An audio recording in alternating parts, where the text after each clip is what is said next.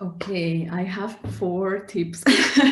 So let me start. The first one I would like to share is the first thing I do is I identify the status quo and what is their workflow.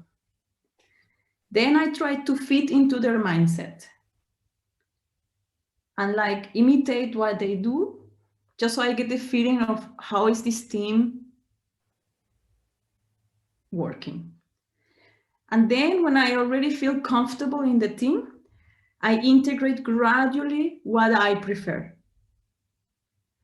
And I always keep in mind that what I prefer might work or might not work so good or might not be a good match for this particular project. So it doesn't mean that if it didn't work this particular project, it might work in the next one. So I don't discharge my input for the eternity.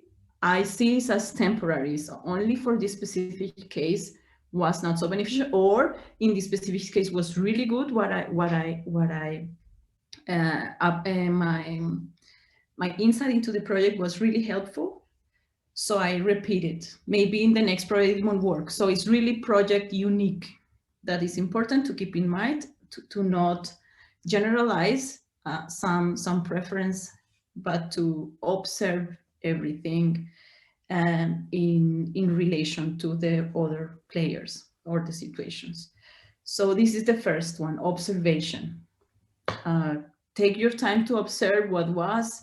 If you want to keep a diary home or you don't need to write down, you can also just think about it. It's really important after you have done something to reflect what we did, what would I prefer, because usually you swallow your preferences. Observation is something we do automatically, and then you realize, oh, I would prefer like this, but we usually don't say, and it's good that we don't say, because we really need to go through, would that really be beneficial or not. But it's important to give the place of these preferences an important place in your management style. These things you will prefer, and keep it there, probably in a treasure place in your mind. And once the moment is right, you just gradually integrate it and see, would that work, would that not work. And so step by step, you like a clay, you form your management style the way you are. The second one is, if you're not an artist, be very flexible with the creative process, because after all, the product you are selling is art. For example, we had a lot of times on the date of the concert, on the main rehearsal, the composer wants to change a whole piece. So that's obviously an organizational drama, because you need to do all over again today and now, and the concert is in 2 hours. But these ideas, they really, from the artist part, they just flow very spontaneously. And then you need to balance what is more important, that everything goes perfect, organized, or the creativity. And I will always use creativity. So if the composer just said, let's do that, let's change everything, go with it and be very flexible, because it's not usually, it's, in my experience, 100% of the times, a lot more satisfaction after. Even if you had to do the whole thing all over again. I always had the joke. I always had the joke with my colleagues, like, no matter how much we plan, we know we need to do it all over again on the same day. So that's kind of what and it was fun, and that gives us a little bit of adrenaline too. The third tip I would like to share with you is to separate your good ideas from others' personal taste. In the creative industry, everything is so abstract, you cannot really have boxes of right or wrong. It's not like mathematics, 2 + 2 is 4, and then you just say 5 is wrong. You have a good idea, and then you share.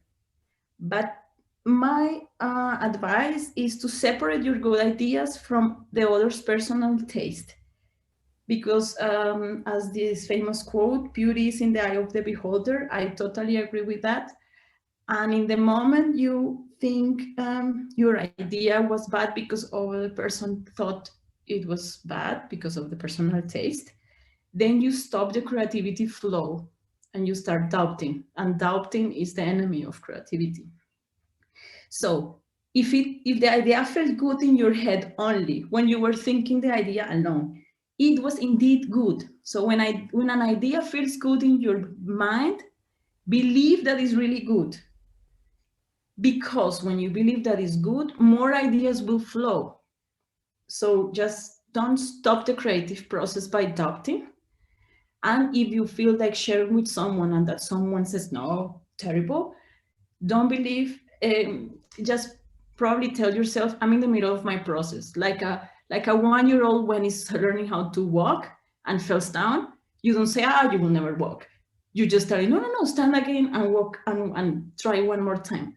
That's how good ideas develop. So that's another recommendation I would say. And the fourth one is to separate your private life from work. As I mentioned before, we have a lot of parties and we celebrate each project. And then you tend to become friends with all of your colleagues. And this is a great, that is something that I really like. But it's also important to always keep in mind, okay, work and my private life. Because in the creative industries, the line is very thin. So you might get overwhelmed because you are with friends, but actually you talk about work all night. And then you never disconnect from work because work becomes your private life. So it's good to have spaces where you're only you or whatever it is, your other hobby that is not music. For example, in my profession is music, and music can be /hobby. So sometimes you don't know where the line is between my work and what I like to do. So I insisted to myself to have other hobbies, not music related, just to have a sense of separation. And I think that was very beneficial for my work-life balance. Thank you.